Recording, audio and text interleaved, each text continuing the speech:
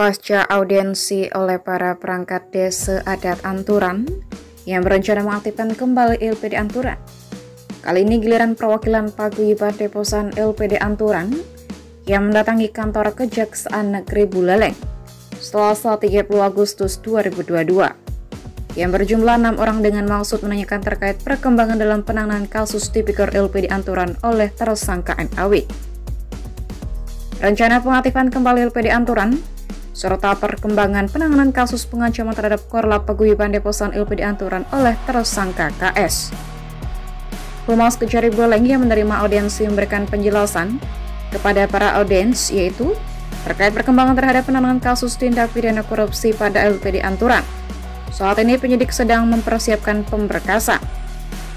Terkait pemanggilan saksi yang menguntungkan bagi tersangka, sudah dilakukan panggilan untuk yang ketiga kalinya. Namun sampai dengan saat ini tidak datang atau tidak memenuhi panggilan dari penyidik.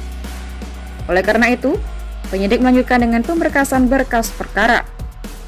Selain itu, pihak kejaksaan juga mendorong kepada Paguyuban Deposan LPD Anturan untuk mendukung upaya dari pengurus desa adat Anturan untuk mengaktifkan kembali LPD Anturan sehingga harapan para deposan dan pemilik tabungan untuk mendapatkan kembali haknya atau uangnya dapat terrealisasi dengan cepat.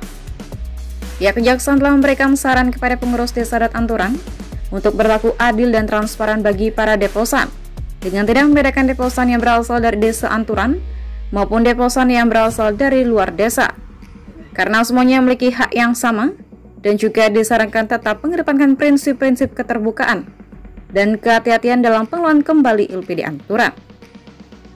Kemudian terkait kendala yang memungkinkan akan dihadapi LPD Anturan, yaitu dalam upaya menagih pihak kreditur yang tidak mengembalikan pinjamannya, pihak pengurus LPD Anturan yang baru dapat memohonkan bantuan kepada Kejaksaan Negeri Buleleng melalui pihak perdana dan tata usaha negara untuk mendapatkan pendampingan dalam penagihan kredit kepada para kreditur, di mana nantinya bidang datun akan membuat MOU dengan pihak LPD Anturan dalam melakukan mediasi terkait penagihan ataupun restrukturisasi kredit. Saran tersebut sebagai salah satu pemecahan masalah yang nantinya bisa didiskusikan dalam paruman adat. Pihak Paguyuban Deposan LPD Anturan sangat mengapresiasi masukan dan juga saran dari pihak Kejaksaan Negeri Buleleng untuk dijadikan bahan diskusi guna mengaktifkan kembali roda usaha LPD Anturan. Pihak Deposan juga sangat mengharapkan LPD Anturan segera aktif kembali.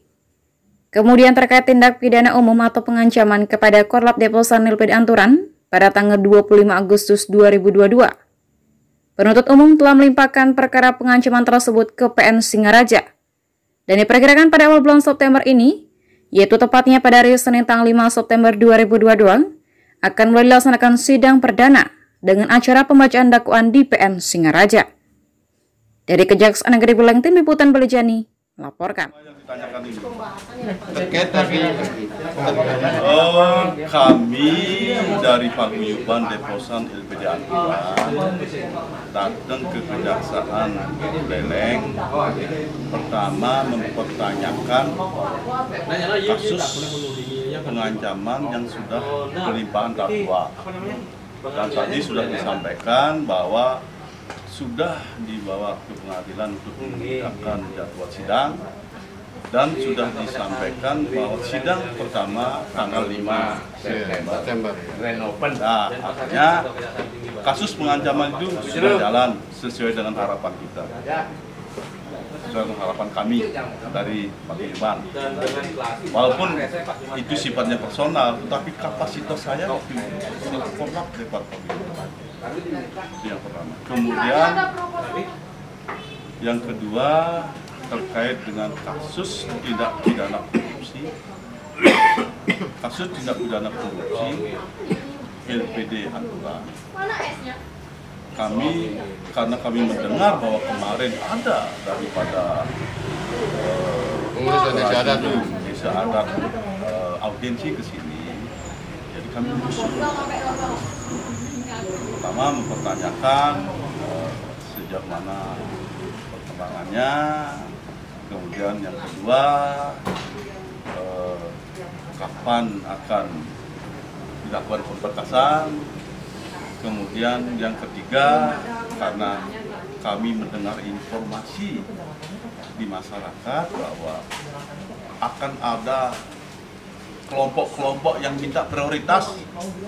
Nah, makanya di situ kami menyampaikan agar tidak sampai terjadi siapa prioritas dan siapa yang tidak. Jadi biar mereka setelah buka operasi bekerja secara profesional, terbuka, transparan, dan akuntabel. Sesuai dengan tupoksinya kan dia? Ya, sesuai dengan tupoksinya. Jangan sampai hanya Keramu Desa Anturan yang diberikan prioritas, sedangkan kami katanya tidak prioritas menurut pendapat mereka, karena LPD itu milik Desa Pakranan.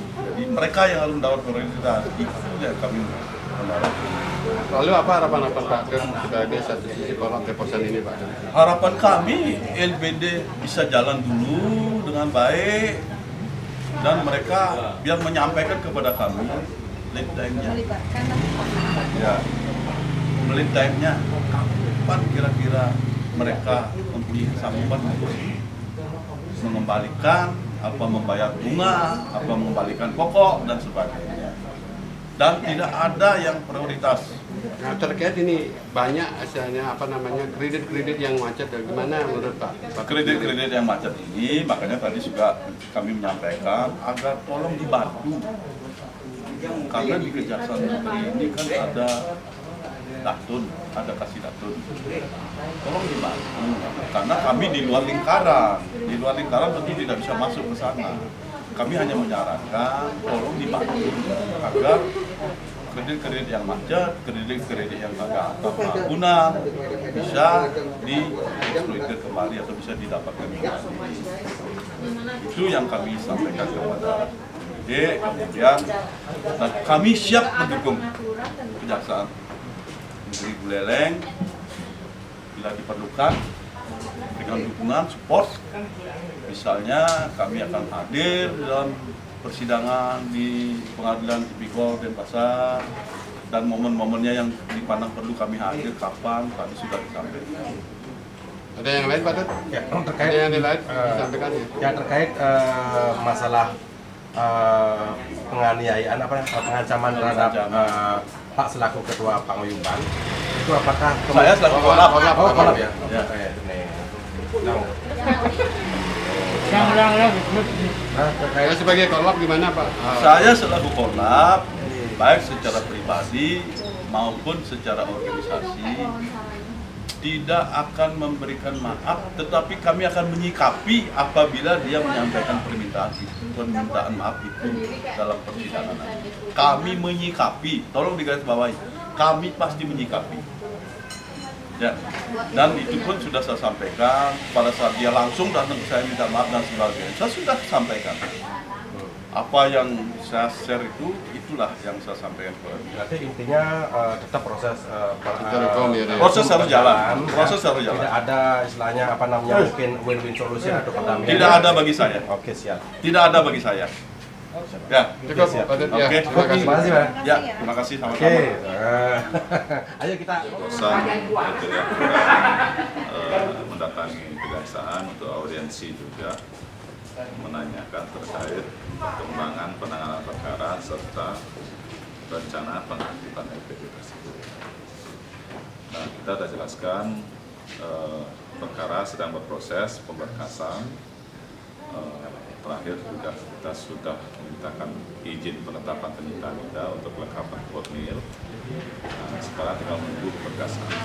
Dan sambil menunggu saksi yang menguntungkan yang akan rencananya diajukan oleh tersangka, tapi sampai saat ini belum menghadirkan, dan kami sudah melakukan panggilan 3 kali di minggu ini juga. Kalau tidak hadir ya berarti kami anggap yang bersangkutan tidak menggunakan haknya untuk menghadirkan saksi yang menguntungkan.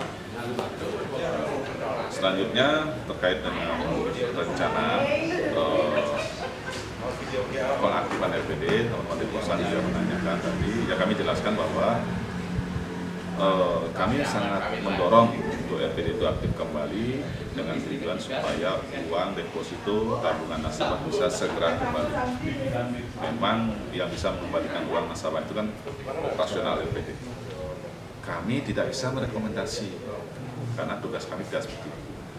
Kami mendorong supaya digelar paruman adat karena keputusan tertinggi ada di paruman adat, sehingga dalam paruman adat itulah disepakati untuk mengaktifkan kembali LPD, untuk membuat berita acara serah terima dari pengurus yang lama ke pengurus yang baru.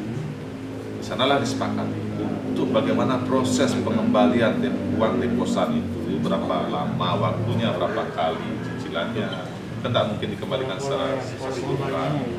Ya, dan juga untuk bagaimana teknisnya mereka akan menarik kredit-kredit yang macet.